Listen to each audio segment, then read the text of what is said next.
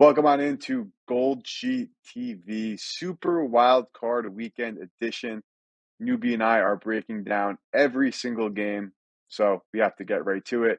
Obviously, we're sad to see that the regular season is over. 272 games up, 272 down, but now we have meaningful football. We're going right down the line here, rotation number order. We're starting with the Cleveland Browns heading into the AFC South, Houston Texans. Cleveland laying 2.5. This number just refuses to get to 3 for whatever reason here. I guess obviously that means some resistance with the Houston Texans. But newbie, let's start off. Browns Texans. How you betting this one? Yeah, just like we all expected, the Houston Texans hosting a playoff game, right? Yeah, I'm sure that's what we all thought would be happening here at the end of the season. But man, the thing is, it's not a fluke that they're in. You know, it's not crazy. You can maybe look at how that game ended last week with that drop pass for the Indianapolis Colts and say maybe they shouldn't be here, but they are, and it's a testament to what head coach DeMeco Ryans is doing in his first year. He's facing off against probably the head coaching candidate of the year in Kevin Stefanski and the Cleveland Browns, who, regardless who's in the game, somehow they keep winning. And Joe Flacco in a playoff game facing off against CJ Stroud. The first time that Joe Flacco won a playoff game, CJ Stroud was 8 years old. Now, that's no actionable info. It's just a little water cooler talk there for you. As far as this game goes, EP, it's Houston in a teaser for me. I know that you're going to end up looking at, what rookie quarterbacks do in the playoffs, and rookie quarterbacks actually aren't as terrible as it may seem. They're 10-14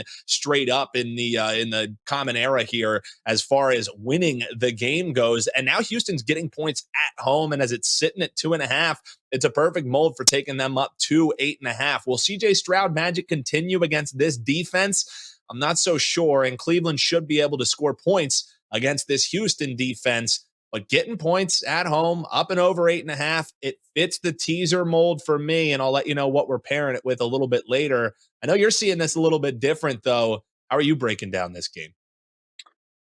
Yeah, I mean, absolutely can never talk you off taking an advantage teaser. Home team plus the 8.5. You know, it speaks for itself.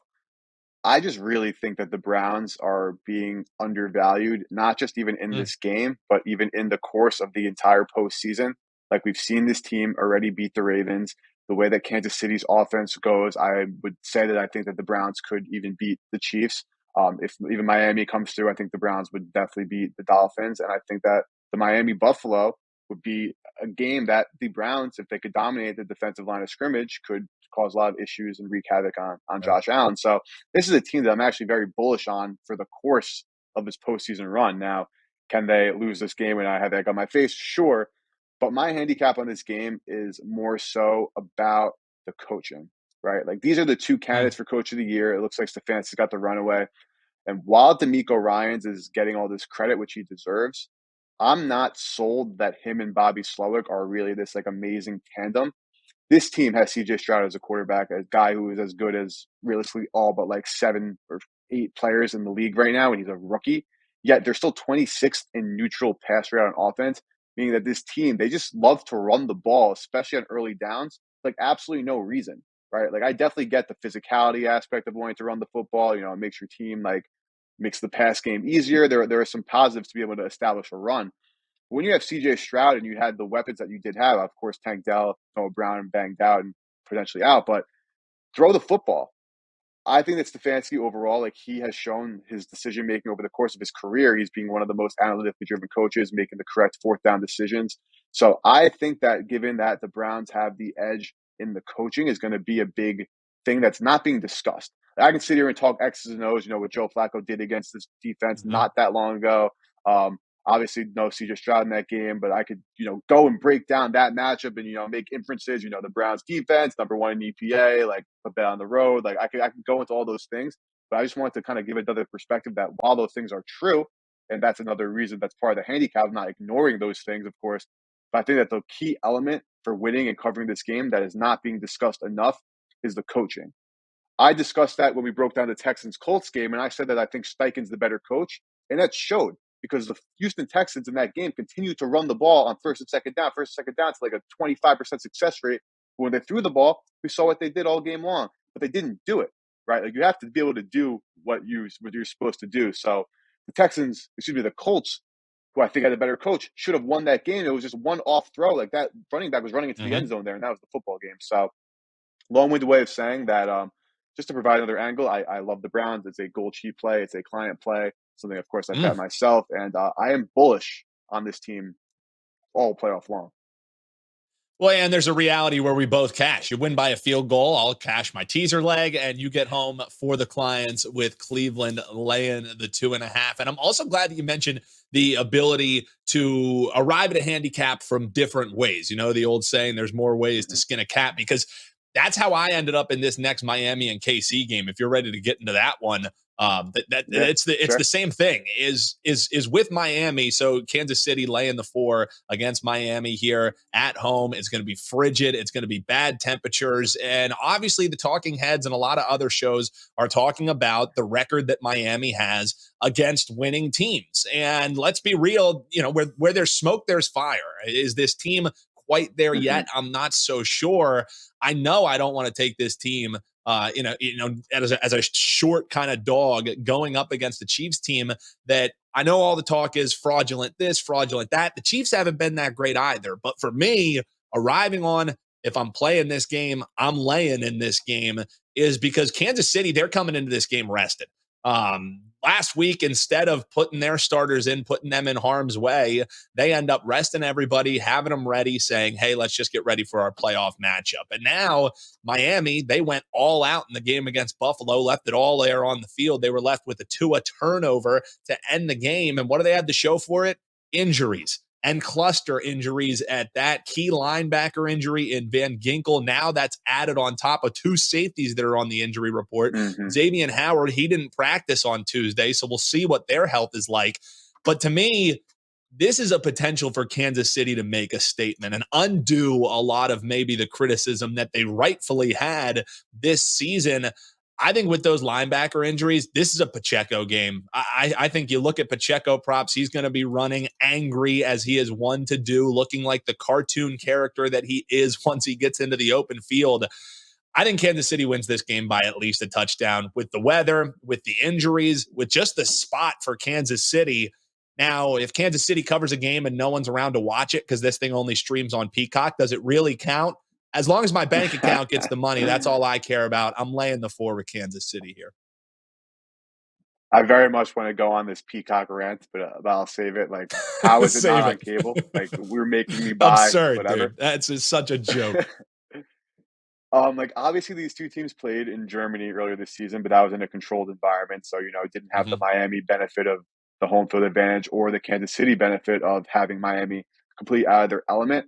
Now, this was a team where 3 weeks ago, or that was probably more than that, 4 weeks ago, 5 weeks ago, I said I love the Dolphins. I think they're great. But what happened to the Dolphins is they got decimated at injuries at every Mm-hmm. position that mattered to them outside of starting quarterback Tua Tagovailoa, but also Tyreek Hill. He has not looked healthy the last couple of weeks as well. So you're Mm-hmm. talking about having Jalen Waddle being literally out last game and being hurt, and Tyreek Hill not looking overly explosive. It's hard to see this Miami Dolphins offense really going at this Kansas City Chiefs defense that is literally one of the best defenses in the league. Like, this is a season where, yes, this offense is not firing on all cylinders. Yes, these pass catchers are just simply not great football players all around on this unit. But this is a team that also has not had the benefit of the turnover luck.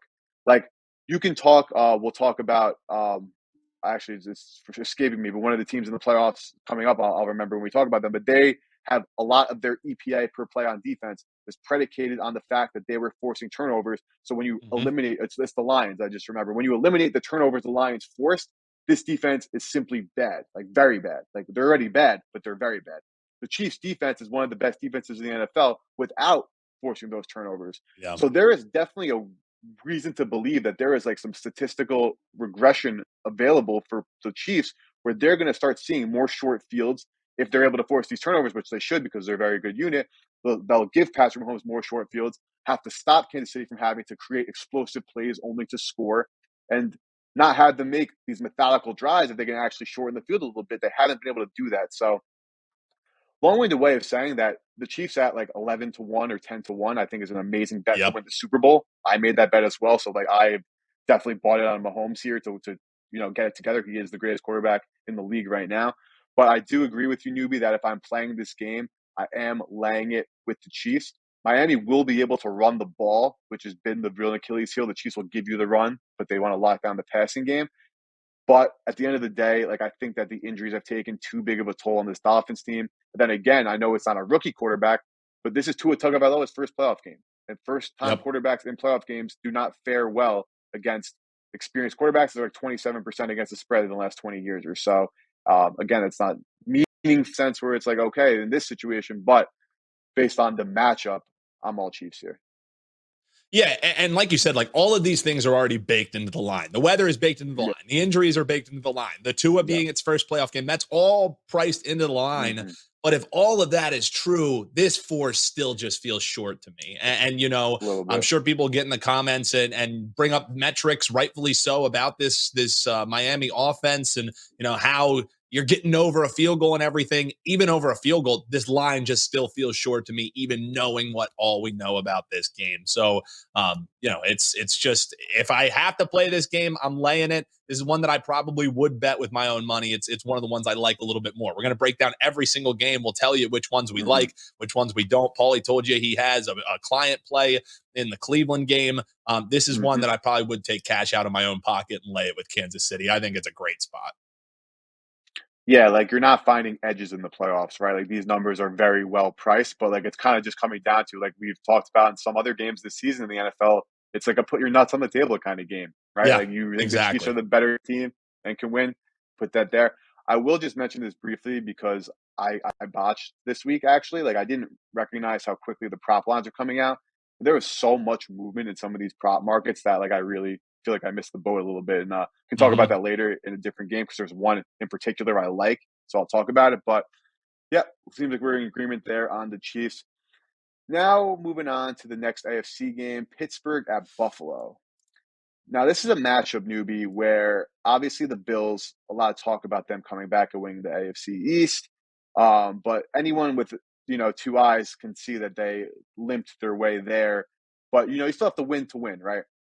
Pittsburgh, on the other hand, had to play some lowly other teams and then a Ravens team in a monsoon with a lot of backups there to make their way to the playoffs. And again, shout out to Mike Tomlin to get there.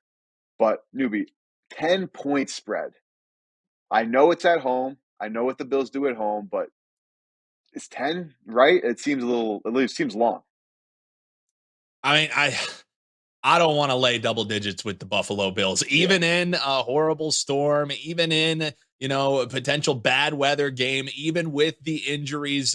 I don't want to bet the Steelers, especially when you know that you're Yeah. not going to have any TJ Watt. 1 in 10 in games without Watt in the since he's been a part of the Steelers team. So maybe that's fodder. Maybe there's something to it. When you continue to get that big of a sample size, it feels like where there's smoke, there's fire.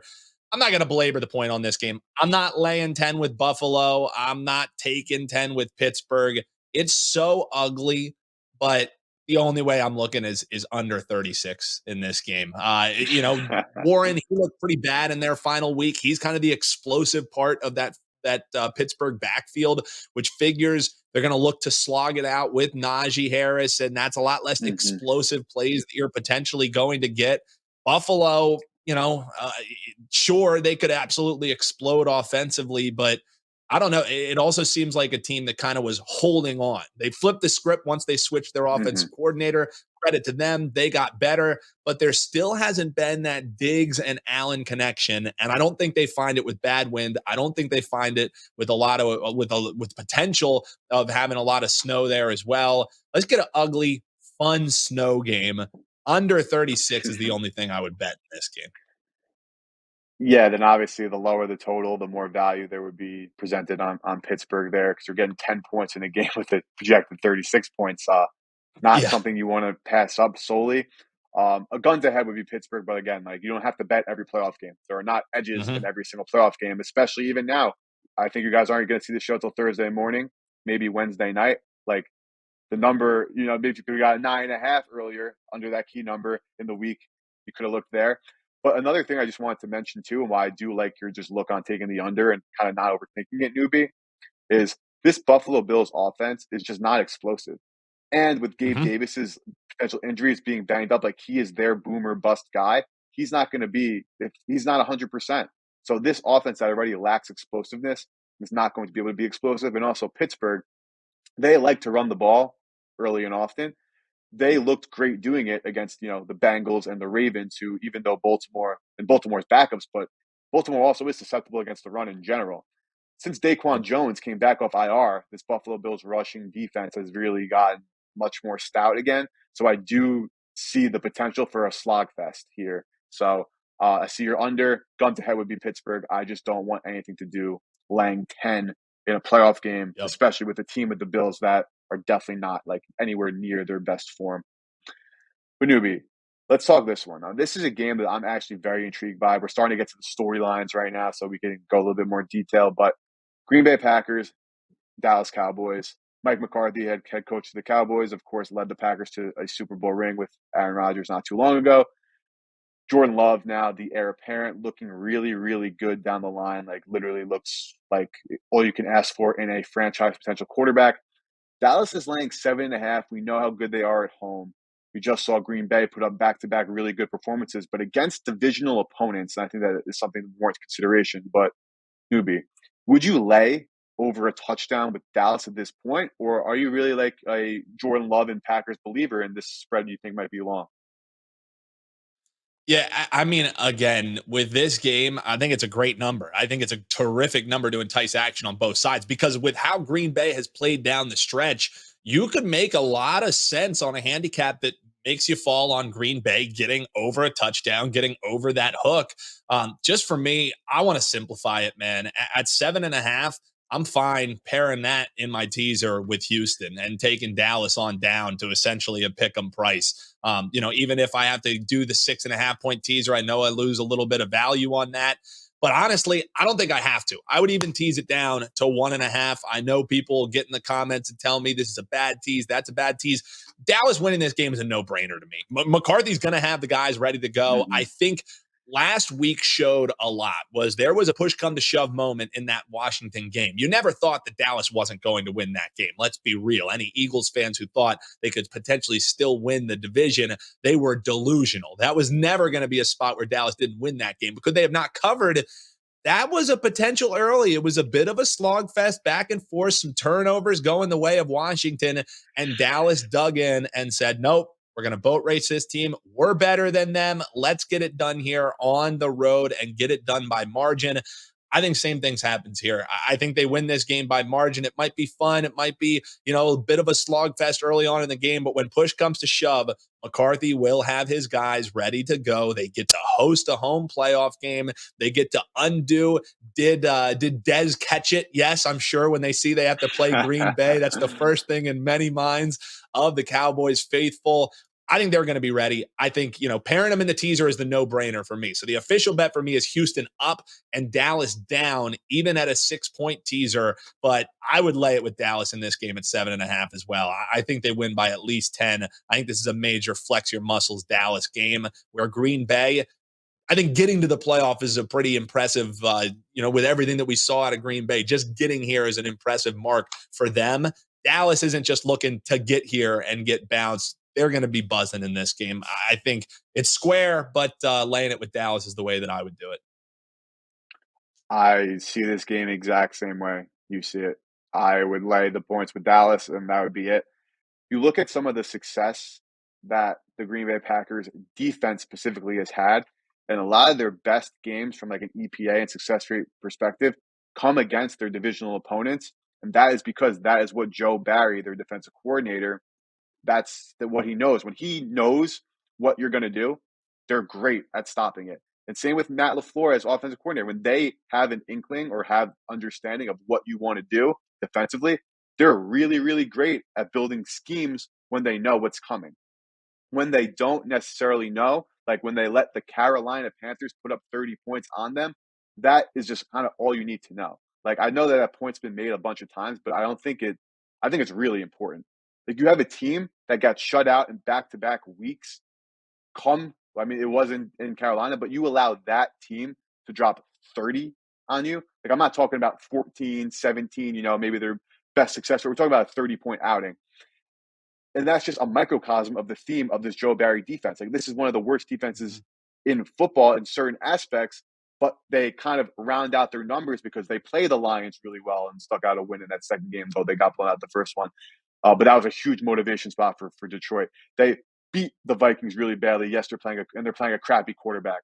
They are just good at defending Justin Fields. Like, the Bears Aaron Rodgers thing is obviously a thing versus the Packers, them sucking against the Packers. But now it's transitioned to Fields because Joe Barry is just very good at shutting down Justin Fields. Like, you were called me out there, newbie, last week. Like, it looks like a square dog, and it was a very square dog. And it's just Mhm. because I think the Sharps did know that, like, if you really look at what Joe Barry does against Justin Fields, it's not a fluke. So I agree that I think the Packers are in slightly over their head. Shout out to them for cashing my bet of them to make the playoffs because I Yep. took that even preseason. So obviously not get good odds because I'm sure I could have bought back in at different times. But I'm with you, newbie. I will be teasing this one probably with the Rams because Oof. I could see Cleveland really beating Houston like badly. But again, you're talking about an advantage teaser, and I'm not, so I can't say don't do that. But we'll talk about that game in a second. But yeah, I'm with you, newbie. Laying the points with Dallas, despite even getting touchdown plus a hook. Yeah, I'd rather lay the touchdown than the hook right here. Yep. I'm with you. All right, Detroit hosting Los Angeles. Again, storylines galore. Matt Stafford, Jared Goff. If you don't know, what you should know, Jared Goff obviously led the Los Angeles Rams to the Super Bowl, lost to the Patriots. They trade him then to the Detroit Lions for Matthew Stafford. Matthew Stafford wins a Super Bowl with Los Angeles, and now they face off in the postseason. Early money was on the 3.5, went away pretty quickly. That was available at a time. The Rams getting 3.5. It seems like the square dog of the week, but I think when you get to the playoffs, newbie, that I think this actually probably isn't even a true statement, but I feel like you got to kind of play with your gut now. Again, you're putting your nuts on the table with a bunch of these games. What do you think? Sure, there's Mhm. definitely sharp money and sharp indications here, but are you riding with the Rams here, or are you laying it with Detroit? Yeah, I'm with you as far as putting this as the moniker of the potential square dog of the week. But even so, it doesn't mean that I don't want to take a bite there. I mean, I just look at the Mm-hmm. offense versus offense. This Rams offense, by all metrics, should be able to hang with this defense or with the offense. What you expect to happen offensively at home for the Lions, and you have a little rest advantage here. Yes, the Rams played a game last week, but much like the Kansas City Chiefs, anyone who's really one of their guys, they didn't play last week. They got to rest up Kyron Williams. They got to essentially rest Puka Nacua after he set the record. Cup, he was sitting. Obviously, they have their quarterback in Stafford. He was rested and he's ready to go, and he's coming back to the place where he could never really get it done. Obviously, that's going to be the storyline. I'm taking all of that extra stuff out of it and just looking at the fact of that rest advantage. Not only did the Lions now have a rest disadvantage because them playing their starters deep into the game against the Minnesota Vikings, they also have some injuries because of it. Sam Laporta, he gets banged up. Now he should be good Mm-hmm. to go, but that's a pretty big part of this offense. And a good way to attack this Rams defense is from looking at the tight end position. So even having him a little bit hobbled, that lessens how excited I am about this offense. And then you just look at defense. CJ Gardner, he's injured. They have some bang ups in the secondary. And that was before or before those injuries, you already had a Lions defense who was super susceptible through the air. And now you have Puka Nacua and Cooper Kupp coming in to take on the 29th defense in yards per attempt allowed. That's going to set things up for then Kyron Williams to get involved in the action. The way to beat this Lions team is through the air, but the way to stamp it close and potentially get a road outright win as a dog is that run game. Kyron Williams is a guy who I don't mind having to maybe potentially ice a win there. So it's square. It's lame. I know it's the same way as betting over in this game. It's square. But for me, give me the Rams plus the 3. I think this is the live dog of the week, square or not. Yeah, it's square. Like, I'm just gonna put it out there. I know it is. I don't care. Like you said, I want a bite of the squareness. Um, I just think that the Rams somehow are still being undervalued. Like, when Stafford, Mhm. Nakua, Cup, and Kyron are all healthy, this is legitimately a top 7 offense in the National Football League. like I mentioned earlier, the Detroit Lions are somewhat being saved with their EPA metrics on defense due to forcing turnovers. And when you force four pick Nick Mullins interceptions, your stats are going to look good. But guess what? Even Nick Mullins still put up 400 yards on your head. So yeah, this Lions pass defense is really susceptible to getting shredded. Matt Stafford's passing yard prop, if I'm not mistaken, I had to close it in front of me. You want to keep the connection going. I think it opened at like 255, and right now it's Mm, like 270 already. So the sharps yep. got to that quickly. In the playoffs, you snooze, you lose. I snoozed. Hand up there. They're not able to get in on some of these prop numbers. A lot of them have seen a ton of market movement. So something to always consider. If you're going to bet these playoff games the hour before it starts or 45 minutes before it starts, honestly, your best bet on props is to bet the under because you're going to be betting an Yep. absolutely steamed line regardless. So just some food for thought on the prop market here. But I just don't think that Detroit is 3 points better than the Rams at this point. And I think that Los Angeles has the better offense. I know neither of these guys are mobile quarterbacks by any means, but I think that with Laporta being hurt, it definitely disrupts what the Lions want to do in the red zone. And Jared Goff is such a statue that they have to kind of run like the perfect red zone plays. Otherwise, he's under duress. He's a turnover waiting to happen, and he is a negative play waiting to happen. And that is literally why the Rams got rid of him. Like, obviously, Stafford is a better passer Yep. as well, too. But Jared Goff being incapable of holding his own in the pocket was a huge thing. So if Detroit is able to get pressure, if Los Angeles is able to get pressure and throw Goff off there, this is not a game where you can survive turning the football over more than one time, if even one time. So I am with you Yep. there. Newbie on the Rams. Last but not least, your Philadelphia Eagles. You called the outright loss last week. You took the points. I don't want to say embarrassing because like the Washington Commanders and the Carolina Panthers are embarrassing, but like whatever the Eagles are doing is certainly not it right now. But Yeah. they go to Tampa Bay to take on the Bucks, who after an amazing end of November and start of December, they tampered off their last 2 weeks. Baker Mayfield came back down to earth. But guess what? They deserve a ton of credit. Our division champs, newbie. Homer aside, as I know you always do, laying it with Philly, or you expect your season as a Birds fan to finally come to a painful close. Please, please have it end, and let's go out there and find that Mike Vrabel guy. Find a way to bring him in. No, all joking aside, though, man. I told you the Eagles were going to lose outright to the Giants a week prior to that. I told you Cardinals take them with the points. I've been nailing this team on every step, and it's because I take off the Homer hat. Yeah, when I lived in Philly, I was a season ticket holder, but that just allows me to know this team very well. And I feel like I'm able to price them very well. And the opener made a lot of sense to me. Opened at 1.5. And then within moments, you saw 2.5s. Within a day, 24, 48 hours, we're now painted 3 Mm-hmm. across the board. And, on the line or on the face, the line makes no sense. Like, how is a team who are in the Buccaneers, who are by all metrics, at least an average team, hosting this Philadelphia Eagles team who down the stretch have lost to several below average teams? This line doesn't make sense. You have to take the 3 points with the Buccaneers, right? Well, for me, man, again, hop in the comments and tell me I'm a homer. Tell me this, tell me that. I bet the Eagles at 1.5. I bought in again at 2.5, and I still think they're worth a bet at 3. It's easy to look back and say, look at what they did the first time they played. The Eagles beat the Buccaneers 25-11 earlier this year, blah, blah, blah. The thing is, the Eagles team that did that is not the Eagles team that you've seen down the stretch here. What got them to that lopsided win was running the football. They got over 200 yards on the ground in that game. And if they're able to get back to that, there's no reason why they shouldn't. The reason that gives me a little bit of optimism for the Eagles in this game in a vacuum. As far as the playoffs, I'm not buying in on any Eagles futures. All they're doing when they win this game is biding some time so that they can either go get embarrassed by the 49ers, or if there's an upset, take on the Cowboys again and probably get boat raced at their house as well.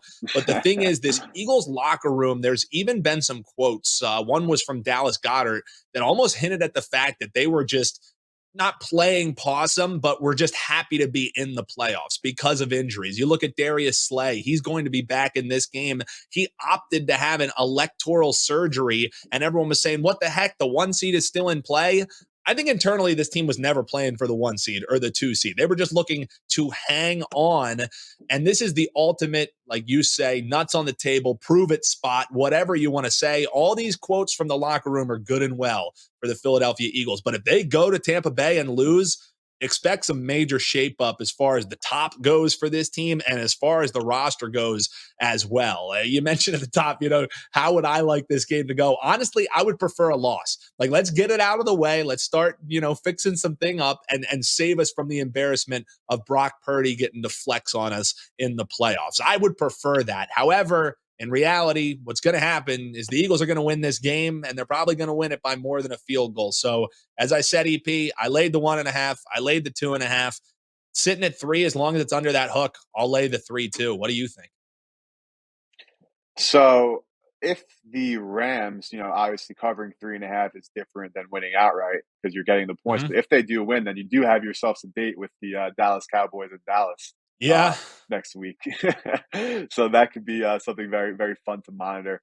Now, this is just a matchup where I'm more than willing to just like take your word for it, right? Like I haven't been reading too much Philadelphia media. I know I'm sure there's a cesspool in there as there are in a bunch of big God. sports states, but Philadelphia included. But it's not something where I feel strongly either way. Like I wanted to give Mm-hmm. the Eagles the benefit of the doubt for a little bit, and I did until they showed me that, like, hey, wait a second, we're actually playing terrible football. But when you look at the Eagles' just schedule in a nutshell, like, they started off with a very easy, manageable schedule, and they did very well. Then they played an absolute gauntlet of a schedule in the middle of the season that they still, kind of did well enough in, like had their ups and downs there. But then they were supposed to end the season with a very easy schedule and kind of like get back on this high note. And instead, they just lost football games. And I think that momentum is something that is very difficult to quantify, if borderline impossible to quantify. But if there is a team with like negative momentum right now, it has to be the Eagles, right, Newbie? But like asking again back to you, I guess your question, like from what you've read and seen and heard, like you're laying the points. So I'm expecting that you expect some positives there. But like, is this a dead team walking? Like I don't know. And that's exactly why I think this is a buy sign on the Philadelphia Eagles, is because all that is going to be talked about heading into this game was the stretch for the Eagles. But as you mentioned when you set up the game, it's not like the stretch down the pike was all that impressive for this Bucks team. They got some luck here, some luck there, some decent wins. But then what overshadows, because the Eagles got boat raced by the Giants in a game that they didn't even look a little bit like they wanted to be there from the start of the game. Mm-hmm. What gets overshadowed is the fact that this team just put up 9 points against the Carolina Panthers in an absolute Yeah. slogfest in a must-win game. So I think both of these teams are really negative spots, really down arrows heading into the playoffs. So who am I going to have a little bit more faith in getting the job done? A team that was in the Super Bowl last year, or a team that limped in and Baker Mayfield got his $1 million in incentives and now he's banged up going up against a defense that really needs to get their pass rush generated early and often in this game, because that's part of the reason why they've stunk down the stretch. So I just have a little bit more faith with both teams somewhat in a free fall heading into the playoffs. The team who's been there, done it before, I think that's the buy sign for me. And that's what leaves me on anything under a field goal. I'm laying it with the birds here. Yeah, and I'm not disagreeing with you whatsoever. I also think that despite the issues the Philadelphia Eagles have had with offensive, defensive play calling, and I guess you could even pin that a little bit on Sirianni because he is, in charge of everything as the head coach. But still, back to coaching, like I do think that the experience and the coaching staff for the Philadelphia Eagles does have a very solid edge over the Tampa Bay Buccaneers. And I didn't mention this in the Rams Detroit game; neither of us did. But also, just like having been there, I think is also important. I don't think it's a prerequisite that means you can only succeed only because you've been in the playoffs before. But the same way that there's stats on first time QBs against proven QBs, I would love to see what the numbers are on first time Yep. head coaches in the playoffs against experienced. I actually don't have those numbers, but I would bet that the experience shows a long way. But let's just do a quick recap. Browns, Houston's. I'm fully on the Browns. Newbie is teasing up the Houston Texans with the Dallas Cowboys. Miami KC, both in agreement, not going full double best bet because we're talking playoff efficient market, but we both would like the Kansas City Chiefs. Pittsburgh Buffalo, both gun to head picks. Newbie on the under, me on the Steelers. Dallas Green Bay, Newbie finalized that teaser with Houston with the Dallas Cowboys. I like the Dallas Cowboys minus the 7.5, and of course would like to tease them with the the Los Angeles Rams in Detroit against the Lions. And then last but not least, Newbie on the Birds laying 1.5, 2.5, 3, but don't go past that hook of 3.5. But this was a great episode, Newbie. Love talking all the games. We appreciate everybody for listening, and hopefully you got something to learn, some actionable info. We will see you guys next time. Best of luck with your bets this weekend.